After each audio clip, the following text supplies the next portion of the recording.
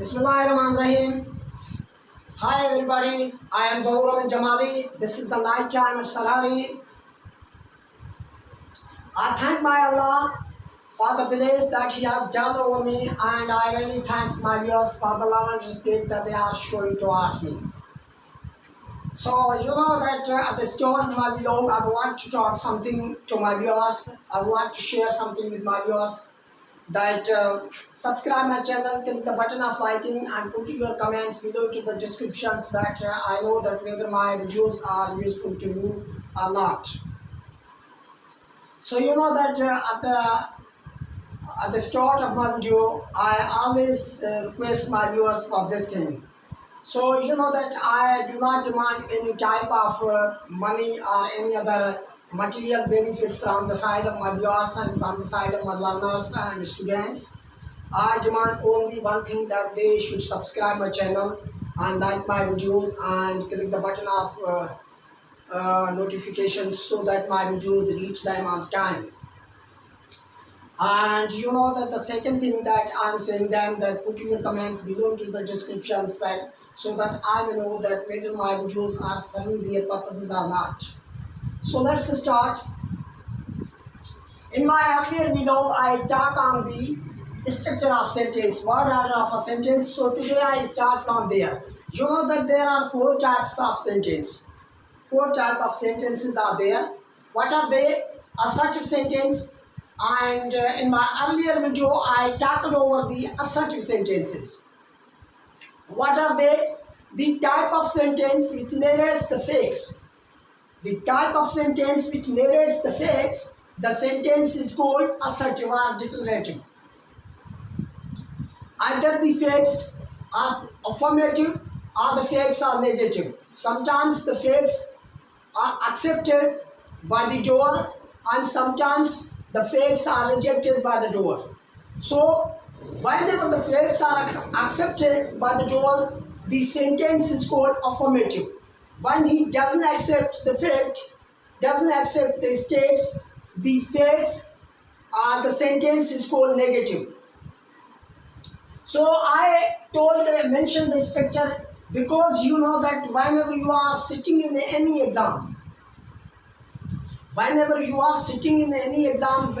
are appearing in any type of exam, what you want to make agree the examiner. You want to please the examiner. You want to get the pleasure of your examiner. You want to satisfy the examiner. And how can you do that job? You can do it whenever your message is clear to the reader, to the examiner. Whenever you give the message to the examiner, whenever examiner understands the message well, then he can be satisfied with you. He can be agreed with you. आप जानते हो कि जब भी आप कोई भी exam देते हो तो आप क्या करते हो कि एग्जामिनर को खुश करने की कोशिश करते हो, एग्जामिनर को सेटिस्फाई करने की कोशिश करते हो। आप क्या करते हो कि उसको राज़ी करने की कोशिश करते हो। उसको सेटिस्फाई कैसे किया जा सकता है? वो सेंटेंस के ज़रिए, इधर आपकी राइटिंग के ज़रिए, इधर आपकी टाइपिंग के ज़रिए, किसी भी फॉर्म के, लेकिन कम्युनिकेशन के ज़रिए। तो आपकी जो कम्युनिकेशन है, आपकी जो राइटिंग है, आपकी जो स्पीकिंग है, अगर वो ग्रामेटिकली दुरुस्त है तो जो आप ख्याल रीडर को देना चाहते हैं, जो आप मैसेज आपके रीडर को, एग्जामिनर को देना चाहते हैं, अगर वो मैसेज उसके पास सही माने में पहुंचता है, उसको सही माने में मैसेज जाता है, तो आपको आपके साथ वो सेटिस्फाई होगा। अगर सही माने में मैसेज आपका उसके पास नहीं जाता तो वो सेटिस्फाई नहीं होगा। और हम अपनी गुफ्तगू को, कम्युनिकेशन को और अपने मैसेज को सही माने में पहुंचाने के लिए हमें किस चीज़ की ज़रूरत है? हमें ज़रूरत है हमारे जो जुमले हैं, हमारी जो राइटिंग है, हमारी जो स्पीकिंग है, वो ग्रामेटिकली दुरुस्त हो। तो ये ग्रामेटिकली दुरुस्त करने के लिए हम क्या करते हैं कि जुमले को सही डायरेक्शन में पुट करते हैं।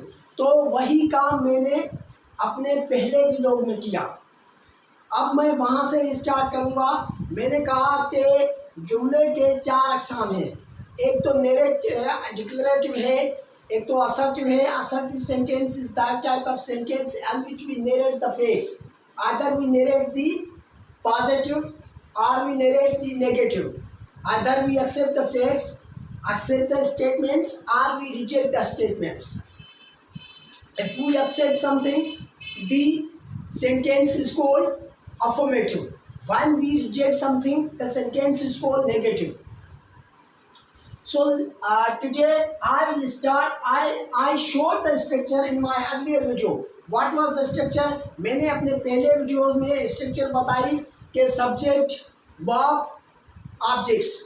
सिंपल टेंस, सिंपल जो जुमला हमारा होता है वो किन चीज़ों पे मुश्तमिल होता है? सब्जेक्ट, वर्ब, ऑब्जेक्ट्स, ये 3 चीज़ें होती है उसमें। और उसके बाद मैंने बताया कि अगर जुमला लेंथी हो जाए तो उसमें क्या आ सकता है? सब्जेक्ट, वर्ब, ऑब्जेक्ट्स, मैनर के किस नमूने में कोई चीज़ हुई, प्लेस, टाइम। जैसे कि मैंने बताया कि कुछ बंदे जंग लड़ रहे थे बहादुरी से। कुछ बंदे बहादुरी से जंग लड़ रहे थे मैदान में। कल कुछ बंदे बहादुरी से मैदान में जंग लड़ रहे थे। कल कुछ बंदे बहादुरी से मैदान में जंग लड़ रहे थे। तो इसको आप अंग्रेजी में कैसे ट्रांसलेट करोगे? Few people fought bravely, few people fought battle bravely on the field yesterday. Few people fought bravely on the field yesterday. तो ये क्या हो गया? ये हो गया subjects plus verb plus objects plus manner plus place plus time. So मैंने ये स्ट्रक्चर बताई। अगर आप जो मैसेज देना चाहते हैं रीडर को या एग्जामिनर को वो ग्रामेटिकली दुरुस्त है, अगर आपका मैसेज उसके पास सही माने में पहुंचता है, सही माने में उसको मिलता है तो आप पास हो जाओगे। अगर आपका मैसेज सही माने में नहीं जाता तो आपको फेल कर देगा। तो इस सही माने में अपने मैसेज को कन्वे करने के लिए हम क्या करते हैं कि हम ग्रामर सीखते हैं। ग्रामर में पहली चीज़ हम क्या सीखते हैं कि जुमले की जो स्ट्रक्चर है वो दुरुस्त होनी चाहिए। और इसके लिए मैंने क्या काम किया? मैंने पहले बताया डिक्लेरेटिव सेंटेंस। मैंने कहा कि क्या स्ट्रक्चर होनी चाहिए डिक्लेरेटिव सेंटेंस की, ग्रामेटिकली जो परफेक्ट हो, जो ग्रामेटिकली दुरुस्त हो। उसमें क्या होना चाहिए? सब्जेक्ट होना चाहिए, वर्ब होना चाहिए, ऑब्जेक्ट्स होना चाहिए, मैनर होनी चाहिए कि किस तरीके से हुआ। अगर जुमला आपका लेंदी होता है तो, और उसमें प्लेस होनी चाहिए कि इस टाइप में, इस सेंटेंस में, इस पैटर्न में हमारे जुमले को रखना चाहिए। जो हमारे पार्ट्स ऑफ स्पीच है, जो वर्ड्स ऑफ स्पीच हैं, उनको हमारे जुमले में अब सबको रखा जाए तो इस तरीके से रखना चाहिए। अगर इस तरीके से हम रखते हैं तो हमारा जो मकसद है उस तक पहुंच जाएगा। तो ये तो आप कर सकते हो असर्टिव सेंटेंस में। अगर आप खुदा न खास्ता, अगर आपका जुमला असर्टिव नहीं होता, आपका जुमला क्या आ जाता है? तकरीबन तो हमारे जुमले ऐसे ही होते हैं, असर्टिव ही होते हैं, क्योंकि जब आप ऐसे लिखोगे तो भी दिस टाइप के सेंटेंसेस आप ज़्यादा बोलोगे। अगर आप प्रेसी करोगे तो भी दिस टाइप के सेंटेंसेस आपको ज़्यादा आएंगे।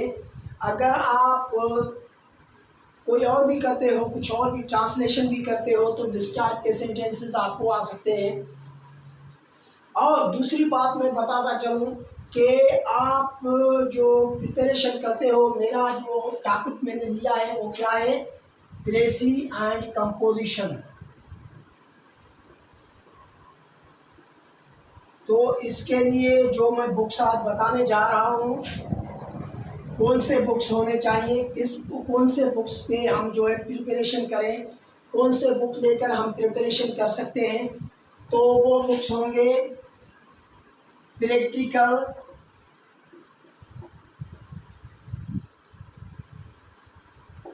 English grammar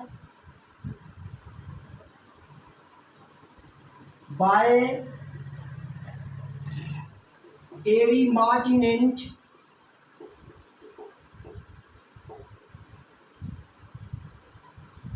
and A.J. Thompson. A.J. Thompson ये बहुत एक प्यारा बुक है, अंग्रेज का किसी इंग्लिश राइटर का है। ये बहुत अच्छा बुक है जो आपको सारी कंपोजिशन ग्रामेटिकली चीज़ों को दुरुस्त कर देगा। और आपको प्रेसी के लिए कौन से किताब पढ़ने चाहिए, ये बुक इसके लिए। और प्रेसी के लिए आपको जो किताब पढ़ना चाहिए वो है, कुछ तो राइटर्स देते हैं रेनन मार्टिन का higher English grammar by Wren and Martin, और higher English grammar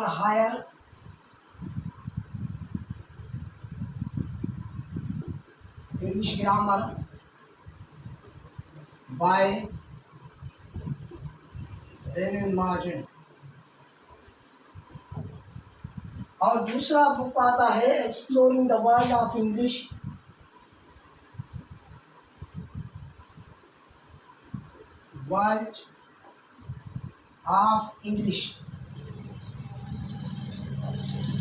bye Saadat Ali Shah.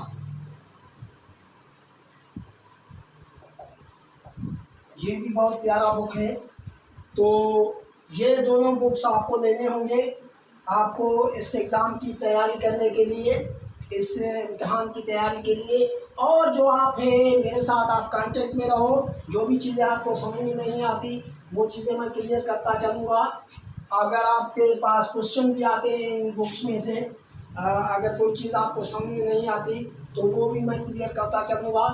तो ये किताब आपको लेने होंगे, कौन से, एक तो practical English grammar by A.V. Martinet and A.J. Thomson, और दूसरा किताब है higher English grammar by Wren and Martin, and तीसरा जो है exploring the world of English by Saadat Ali Shah. These three books you need to buy, you need to purchase these three books. Now come to our topic.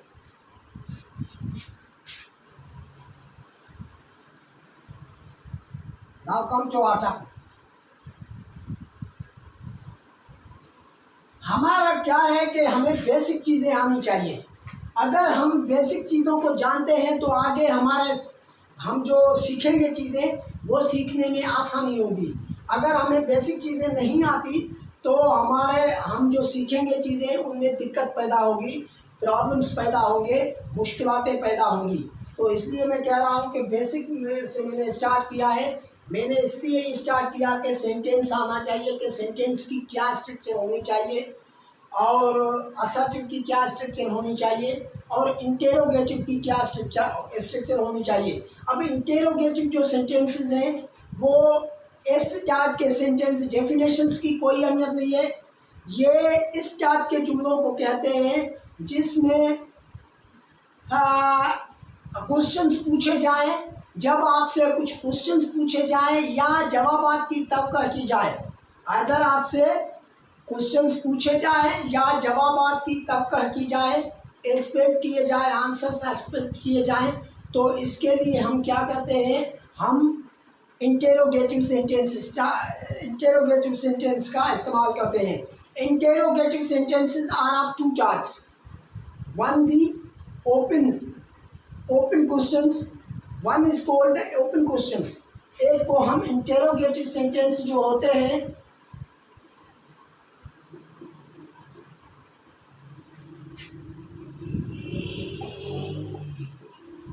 Interrogative sentences होते हैं, वो क्या होते हैं, वो दो टाइप के होते हैं।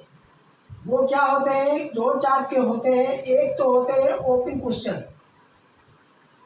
जिसमें आप ओपन क्वेश्चन करते हो, और दूसरे जो होते हैं क्लोज क्वेश्चन। Close questions. अब जो ओपन क्वेश्चन है वो स्टार्ट होते हैं WH वर्ड से, WH वर्ड से। ओपन जो क्वेश्चन होते हैं वो WH वर्ड से स्टार्ट होते हैं, और जो क्लोज क्वेश्चन होते हैं वो ऑक्सिलरी वर्ब के साथ स्टार्ट होते हैं, ऑक्सिलरी वर्ब से, ऑक्सिलरी वर्ब से स्टार्ट होते हैं। जैसे कि मैं मिसाल देता चलूँ कि ये जो है क्वेश्चन वर्ड से स्टार्ट होंगे और ये जो होंगे ऑक्सिलरी वर्ब से स्टार्ट होंगे। जैसे कि इनमें अगर हम किसी बस या मोबाइल से को बढ़ाना चाहते हैं, इनको ओपन क्वेश्चन क्यों कहा जाता है? क्योंकि इसमें हम बात को बढ़ाना चाहते हैं, क्योंकि इसमें हम ये टाइप के अगर क्वेश्चन आपसे पूछे जाएंगे तो आप इनके जवाब जो है जवाब जो देंगे वो डिटेल में होंगे। फॉर एग्जाम्पल अगर आपसे कोई पूछता है कि व्हाट्स योर नेम, तो आप कहेंगे कि my name is XYZ, my name is XYZ। अगर आपसे वो पूछता है कि वेयर डू यू लिव, आप कहेंगे कि I live in Hyderabad, Sarari, Nawabshah, what ever you. So it means that your answer would be in detail. So that's the reason that we call these type of questions open questions. But this type of question, if anybody asks you these type of questions, your answer will be either in yes or no. If anybody says you, do you know English, you say yes. If anybody asks you, do you go, do you want rice, you may say yes. So yes or no questions, these are close questions. इसका मतलब है कि आप गुफ्तगू को आगे बढ़ाना नहीं चाहते तो इस टाइप के क्वेश्चंस आपको आ सकते हैं। मैंने क्वेश्चन की ये जो सेंटेंस है इसकी स्ट्रक्चर पे मैं इसलिए बात कर रहा हूँ कि देखो ना, हमारा जो मकसद है, हम अपना मकसद कम्युनिकेशन के थ्रू ही किसी और को पहुंचा सकते हैं।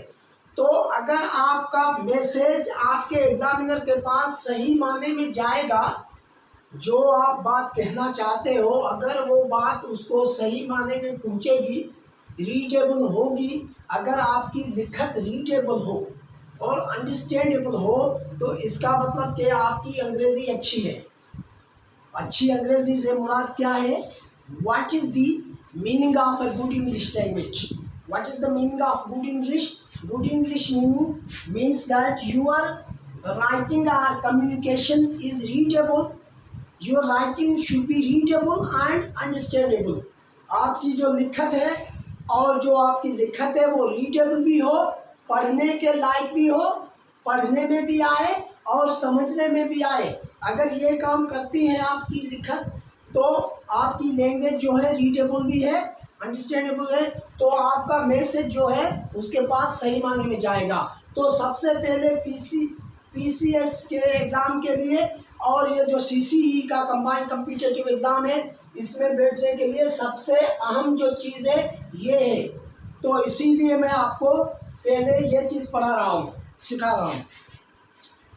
तो मैं और एक बात शेयर करता चलूँ कि मैं आपके साथ ये जो है लाइव ऑनलाइन क्लासेस भी मैं चलाना चाहता हूँ। अगर ग्रुप्स में आप आ जाते हो, आप टाइम का शेड्यूल बता दो, उस टाइम पे हम ऑनलाइन क्लासेस भी चलाएंगे। जो स्टूडेंट्स इंटरेस्टेड हैं और वो चाहते हैं कि हम इस एग्ज़ाम की तैयारी करें, प्रिपेयर करें इस एग्ज़ाम के लिए, तो वो ग्रुप में आके मुझे कमेंट्स के थ्रू बता सकते हैं कि हम सर ये इस पर तैयारी करना चाहते हैं, तो ऑनलाइन भी स्टडी करेंगे और जो भी वो चीज़ें पूछेंगे इंशाल्लाह मैं उसकी जवाबात फराहम करूँगा इंशाल्लाह। Let's come. So what should be the structure of this type of sentence? In type के जुमले में ये जो VHO वर्ड्स हैं ये पहले आएंगे। इसके बाद क्या आएगा? VHO वर्ड्स के आप देखो ना, VHO वर्ड्स व्हाट है, हाउ है, विच है,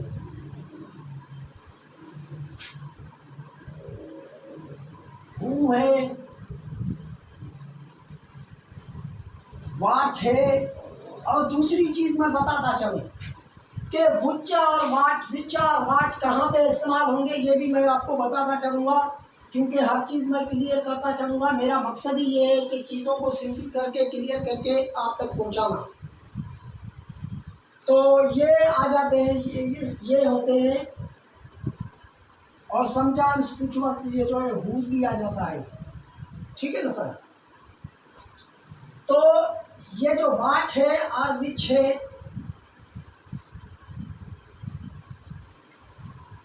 तो ये इनके सामने जो इनकी जो स्ट्रक्चर होगी, क्या स्ट्रक्चर होनी चाहिए, जैसे कि वाट अगर आएगा, अगर वाट इस्तेमाल होता है as a pronoun, pronoun means the replacement of noun, noun की जगह पे अगर इस्तेमाल होता है तो ये तो आइदर सब्जेक्ट्स होगा या ऑब्जेक्ट्स होगा, क्योंकि सब्जेक्ट्स और ऑब्जेक्ट्स नाउन और प्रोनाउन ही हो सकते हैं, दूसरे नहीं हो सकते। तो इसकी स्ट्रक्चर क्या होगी, what auxiliary verb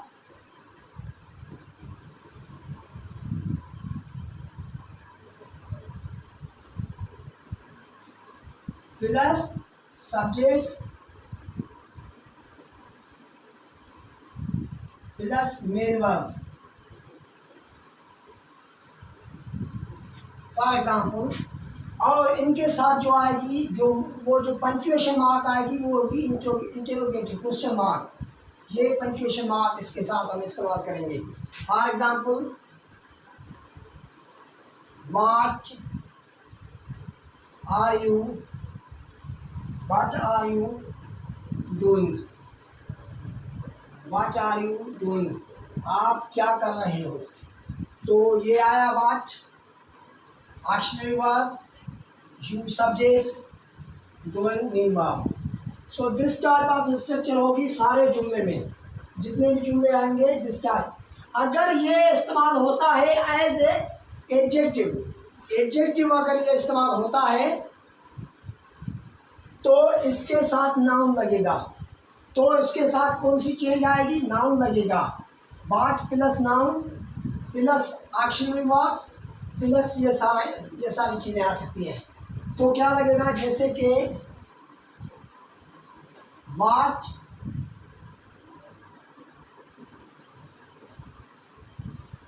people are you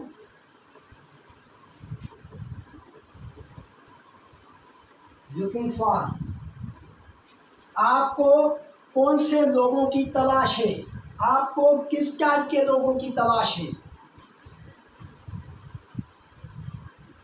तो देखो इधर पे वाट के बाद जो है नाउन आ गया, तो इधर पे वाट क्या इस्तेमाल हुआ, as a adjective. So this type of structure होगी। हाउ जो है इसके साथ इसको हम जो इस्तेमाल करेंगे, तो ये तो नेदर प्रोनाउन होगा, ये तो एडवर्ब है, ये एडवर्ब के तौर पे इस्तेमाल होगा। जैसे कि हम इस्तेमाल करते हैं हाउ, इसकी स्ट्रक्चर क्या हो सकती है हाउ की, और वाट की और विच की भी स्ट्रक्चर यही टाइप की होगी, इसी टाइप की होगी। वाट हम तब इस्तेमाल करते हैं जब हमारी चॉइसेस जो है लार्ज नंबर में हो, जब हमारे चॉइसेस लार्ज नंबर में हो तो हम वाट का इस्तेमाल करेंगे। जब हमारी चॉइसेस लिमिटेड हो, एक या दो चीज़ों पे मुश्तमिल हो, अगर हमें सिलेक्ट करना, चूज़ करना, दो या तीन चीज़ों में से पड़ जाए, चूज़ करना पड़ जाए, तो हम विच का इस्तेमाल करेंगे। अगर हमें चूज़ करना 40 या 50 चीज़ों में से एक या दो चीज़ें चूज़ करना पड़ जाए तो हम वाट का इस्तेमाल करेंगे। ये बात क्लियर करता चलूँ। और ये हाउ जो है विच भी इसकी इसी तरह इस्तेमाल होगा। और ये जो हु होगा ये पर्सन के लिए इस्तेमाल होता है। ये वाट चीज़ों के लिए भी इस्तेमाल हो सकता है, विच चीज़ों के लिए भी इस्तेमाल हो सकता है, वाट पर्सन्स के लिए, विच वाट पर्सन्स के लिए भी इस्तेमाल हो सकते हैं, लेकिन हु सिर्फ पर्सन्स के लिए इस्तेमाल होता है। और ये जो वैन जो है, और वैन जो है, वैन किसके लिए इस्तेमाल हो सकता है, वैन टाइम के लिए इस्तेमाल हो सकता है। वाई ये एडवर्ब्स हैं। हुज भी पॉसेसिव केस के लिए इस्तेमाल हो सकता है, प्रोनाउन के लिए। ये तो प्रोनाउन है, हुज हु, ये दोनों प्रोनाउन हैं। ये कैसे इस्तेमाल हो सकते हैं, तो इनकी स्ट्रक्चर होगी who plus auxiliary verb plus अगर आप नाउन भी दे सकते हैं और आप जो है ना आप नाउन भी दे सकते हैं, आप प्रोनाउन भी दे सकते हैं। तो जैसे कि आप ऑब्जेक्ट्स प्लस का ऑब्जेक्ट्स का भी दे सकते हैं आप, क्योंकि हु जो होता है वो सिर्फ किसके लिए इस्तेमाल होता है, वो सिर्फ इस्तेमाल होता है सब्जेक्ट के फॉर्म के लिए, सब्जेक्टिव फॉर्म के लिए। अगर ये ऑब्जेक्टिव में आएगा तो इसका हम इस्तेमाल करेंगे who. For example who does it, ये काम किसने किया। हु टोल्ड यू, आपको किसने बताया। तो ऑक्सिलरी भी आ सकता है और मेन वर्ब भी आ सकता है, ऑक्सिलरी भी आ सकता है, मेन वर्ब भी आ सकता है। हु डज इट, इन दोनों में ये ऑक्सिलरी नहीं आया, लेकिन ऑक्सिलरी आ सकता है, ऑक्सिलरी या मेन वर्ब। और कभी कभी इनमें ऑक्सिलरी और मेन वर्ब दोनों आ सकते हैं, ऑक्सिलरी भी आ सकता है, मेन वर्ब भी आ सकता है। मिसाल के तौर पे who are you teaching English, आप अंग्रेजी किसको सिखा रहे हो, तो इसमें आएगा हु प्लस क्या स्ट्रक्चर होगी, who plus auxiliary verb plus main verb, जिसको आप एक्शन वर्ब भी कहते हो, main verb plus objects.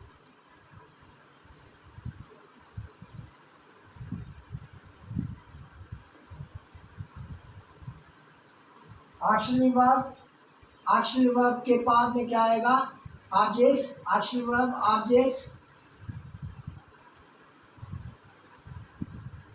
Indirect objects, sorry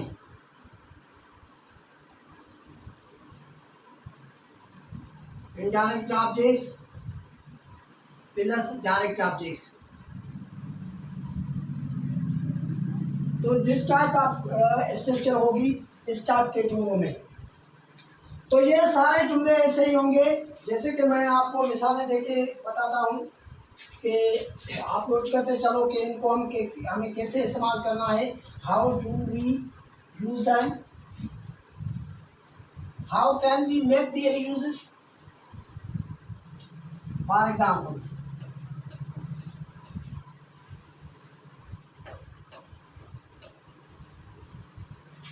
जैसे कि व्हाट मैन, जैसे कि what's your job, what's your job, आपकी क्या नौकरी है। हाउ इज योर जॉब, आपकी नौकरी कैसी है। व्हाट्स योर जॉब लाइक, आपकी what's your you can say what's your sister like, आपकी बहन कैसी दिखती है, आपका भाई कैसा दिखता है। How is your sorry how is your, अगर आप कहते हो को व्हाट्स योर सिस्टर लाइक, तो आपकी बहन कैसी दिखती है, मोटी है, आपका भाई कैसा दिखता है, मोटा है, छोटा है, कैसा है। तो इसको आप कैसे, इसको क्या ये इसका मतलब कि आप उसकी कॉम्प्लेक्शन की बात कर रहे हो। हाउ इज योर ब्रदर, इसका मतलब कि आप उसकी सेहत के बारे में पूछ रहे हो। हाउ इज योर ब्रदर, और विच के साथ भी विच इज योर फेवरेट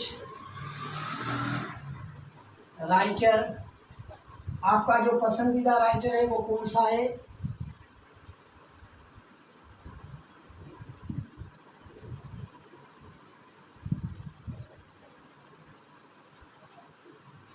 और हु के साथ हु भी इस्तेमाल कर सकते हो as a subjective form. Who is your teacher, आपका टीचर कौन है, तो विच भी आप इस्तेमाल कर सकते हो। और हुज वैन भी आप इस्तेमाल कर सकते हो। When do you, when do you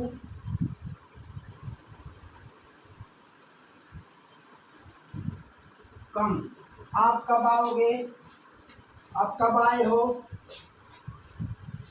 when do you come, when did you come. अगर आप पास में आए हो तो आप कहेंगे कि वैन डिड यू कम, किसी से आप पूछोगे वैन डिड यू कम, आप कब पहुँचे। तो वाई के वाई भी इस्तेमाल कर सकते हो इंटरोगेटिव में। Why are you talking such foolish words, ये बेहुदा बातें आप क्यों कर रहे हो। तो वाट ये सारे आप ऐसे इस्तेमाल कर सकते हो, इन सारों को आप ऐसे इस्तेमाल कर सकते हो। और इसके बाद जो आपको आएंगे वो कौन से आएंगे, सेंटेंस की स्ट्रक्चर क्या होनी चाहिए, वो उसके बाद आएंगे वो ये जो क्लोज क्वेश्चन है। तो ये एक्चुअली वर्ब से स्टार्ट होंगे। इनकी स्ट्रक्चर क्या होनी चाहिए, जैसे कि असर्टिव सेंटेंस में स्ट्रक्चर थी सब्जेक्ट वर्ब ऑब्जेक्ट्स, तो वो सारी स्ट्रक्चर वही रहेगी, लेकिन सिर्फ तब्दीली क्या आएगी कि एक्चुअली वर्ब जो है वो पहले आएगा, एक्चुअली वर्ब पहले आएगा, उसके बाद में क्या आएगा सब्जेक्ट्स, उसके बाद में मेन वर्ब या एक्शन वर्ब आप जिसको कहते हो, एक्शन वर्ब करो या मेन वर्ब आ सकता है, एक्शन वर्ब आ सकता है, एक्शन ट्रांजिटिव भी हो सकता है, इंट्रांजिटिव भी आ सकता है। अगर ट्रांजिटिव है तो उसके बाद जो एक्शन वर्ब अगर ट्रांजिटिव है, एक्शन वर्ब अगर ट्रांजिटिव है तो उसके बाद ऑब्जेक्ट्स आएगा और उसके बाद जो ये सारी चीज़ें वही होंगी। मैनर अगर आए तो, अगर नहीं आए तो कोई बात नहीं, अगर आती है तो वो सारी सेम चीज़ें होंगी। जैसे कि were they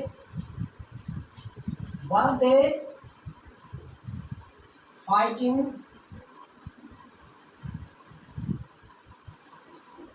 battle bravely in the field last month, क्या वो गुजरल माह में मैदान में जो जंग लड़ रहे थे वो सही लड़ रहे थे या गलत। तो यही स्ट्रक्चर होगी, सेम टू सेम स्ट्रक्चर होगी। और सिंपल में तो स्ट्रक्चर यही होगी। सिंपल सेंटेंस की स्ट्रक्चर क्या होगी, सिर्फ आगे ये जो एक्चुअल वर्ब है वो आएगा। जैसे कि डू यू नो मी, क्या आप मुझे जानते हो। तो इसमें क्या होगा, ये जो subject plus verb plus objects होता है ये होता है सिर्फ एक्शन वर्ब में मगर ट्रांजिटिव वर्ब में। ये होगा सिर्फ एक्शन वर्ब में मगर ट्रांजिटिव वर्ब में।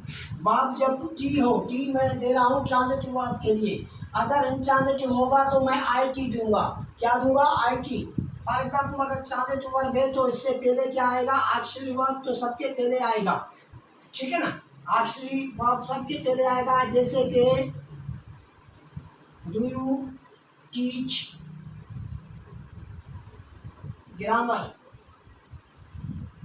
क्या आप ग्रामर सिखाते हो। अगर ये इंट्रांजिटिव वर्ब आ जाता है तो ऑब्जेक्ट्स नहीं आएगा, या तो प्रीपोजिशन आएगा, प्रीपोजिशन के बाद में ऑब्जेक्ट्स आ सकता है इंट्रांजिटिव वर्ब में। जैसे कि देखो उसकी structure subjects auxiliary verb auxiliary verb plus subjects plus verb, intransitive verb है इधर पे क्या है, आई टी है, I T means intransitive verb plus objects नहीं आएगा, प्रीपोजिशन आएगा और उसके बाद ऑब्जेक्ट्स आ सकता है। ऑब्जेक्ट्स कौन से हो सकते हैं ऑब्जेक्ट्स में या तो प्रोनाउन हो सकता है या तो नाउन, जैसे कि are you going to Sarhari, क्या आप सरहारी जा रहे हो। देखो ऑक्सिलरी वर्ब आ गया, ये हुआ ऑक्सिलरी वर्ब और ये हुआ आपका सब्जेक्ट्स, ये हुआ आपका मेन वर्ब जिसको मैंने कहा आई टी इंट्रांजिटिव वर्ब, और इसके बाद क्या आया प्रीपोजिशन, और इसके बाद क्या आया नाउन, ऑब्जेक्ट जिसको आप कह सकते हो। तो दिस टाइप ऑफ स्ट्रक्चर होगी आपके सारे जुमलों में, क्या स्ट्रक्चर होगी, दिस टाइप ऑफ स्ट्रक्चर होगी। तो ये स्ट्रक्चर आप रख सकते हो इन इंटेरोगेटिव टाइप ऑफ सेंटेंसेस में। और इंटेरोगेटिव टाइप ऑफ सेंटेंसेस में हमारी जो पंक्चुएशन मार्क होगी वो ये होगी जिसको हम क्वेश्चन मार्क कहते हैं। इंटेरोगेटिव सेंटेंस हमारे होंगे उसमें जो पंक्चुएशन मार्क्स होगी ये इंटेरोगेटिव मार्क्स होगी, इसको हम क्वेश्चन मार्क्स कहते हैं। इसमें कोई और बड़ी तब्दीली हम नहीं ला सकते, सिर्फ ऐसे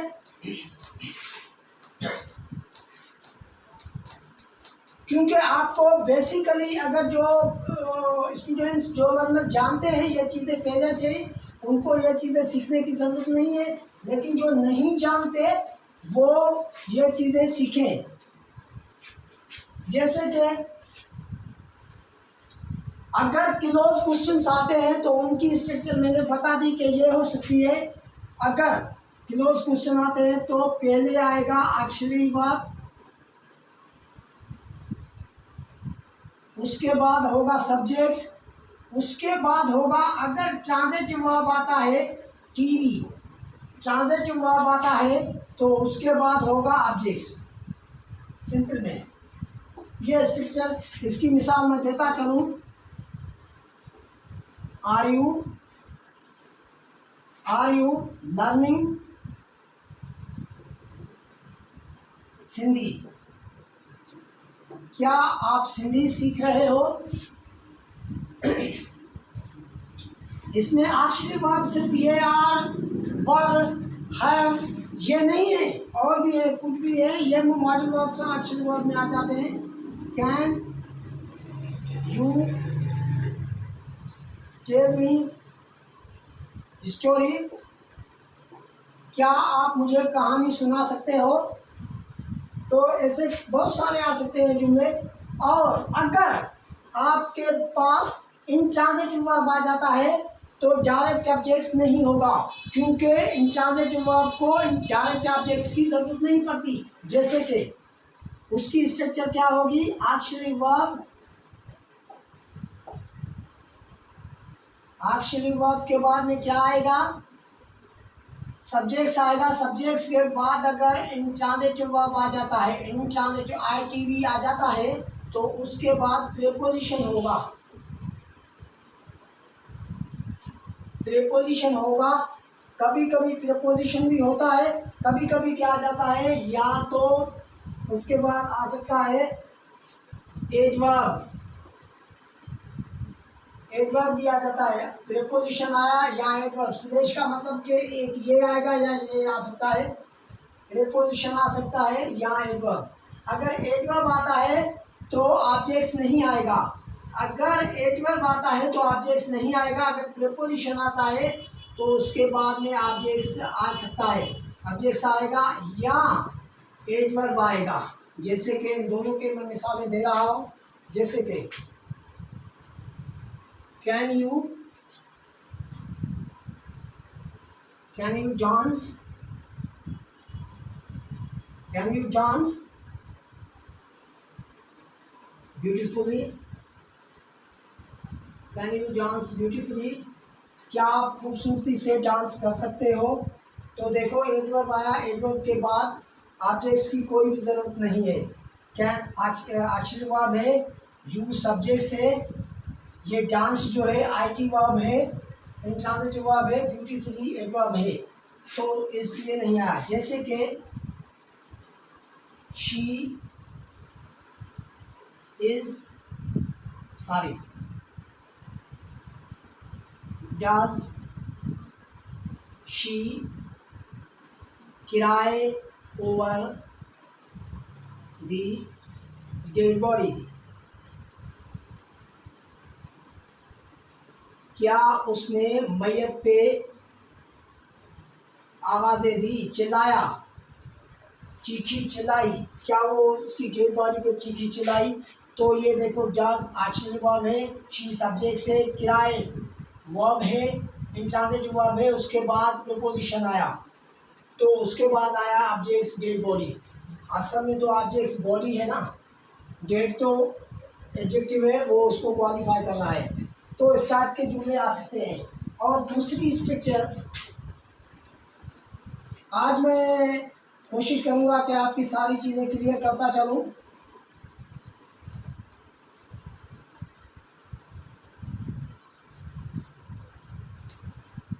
अगर आपके जुमले इम्परेटिव टाइप के आए, अगर इम्परेटिव टाइप के जुमले आए तो उसकी स्ट्रक्चर क्या होनी चाहिए?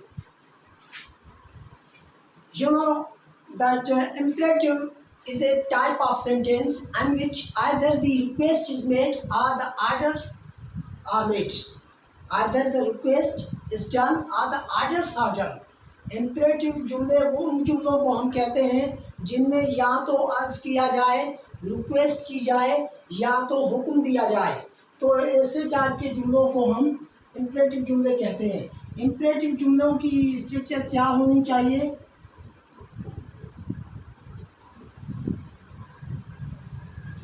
सॉरी,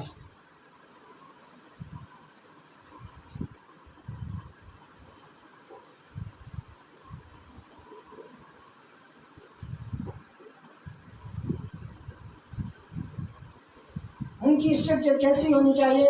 इसमें इस टाइप के जुमलों में कभी तकरीबन in most of the cases these type of sentences we do not find objects, sorry subjects in most of the cases, and most of the cases in these type of sentences subject is understood.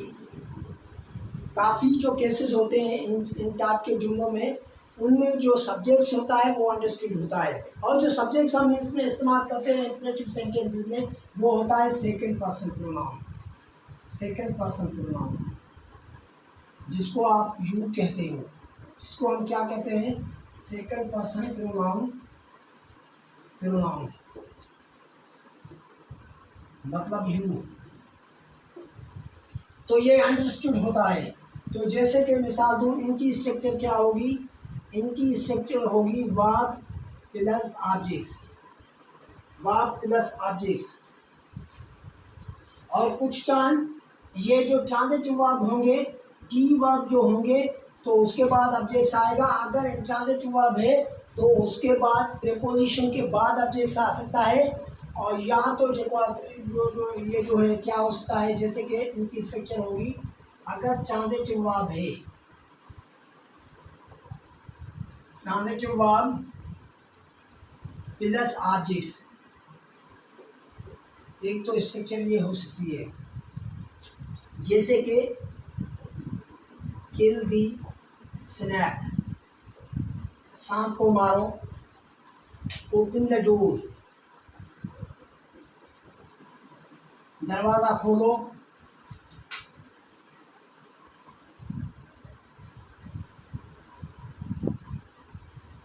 जैसे कि move the chair, कुर्सी को हटाओ। तो देखो इसमें जो अब सब्जेक्ट्स जो है वो अंडरस्टूड है, हुई है, तो इसको हम नहीं रखते। कभी कभार ऐसा भी इनमें होता है सिर्फ वर्ब ही आता है, ऑब्जेक्ट्स नहीं आता। जैसे कि स्टॉप, बी क्वाइट।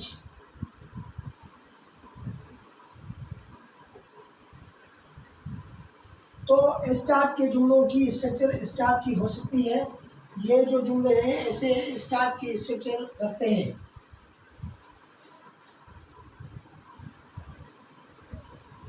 तो ये सारे जुमले ऐसे के स्टार्ट के होंगे और इनके बाद जो पंक्चुएशन मार्क होगी वो फुल स्टॉप होगी।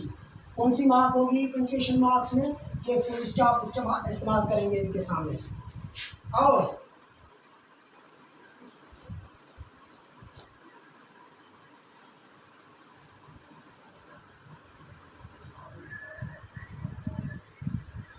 और second thing last, if exclamatory sentence happens to be there, if exclamatory sentence happens to be there, what type of structure do they have?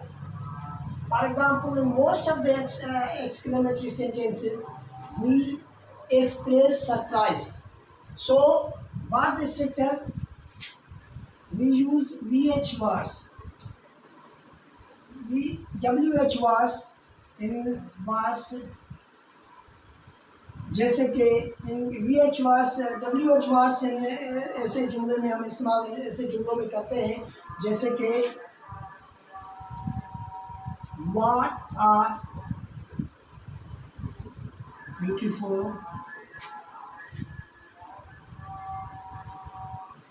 Beautiful girl is, बहुत खूबसूरत लड़की है, she is very beautiful. How important it is, वो बहुत अहम है। तो इस टाइप के जुमले इस तरह के हो सकते हैं। तो इस टाइप के जुमले इस तरह के हो सकते हैं। So let's end my topic today. We will start tomorrow another topics also.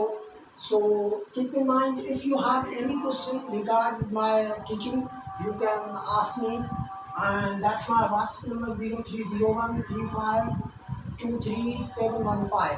That's my WhatsApp number, and I will end my video here. I would like to say thanks to my viewers once again. And I hope that you may have understood the things well, and you will give a good response from your side. So I say thanks to you once again. Okay, goodbye.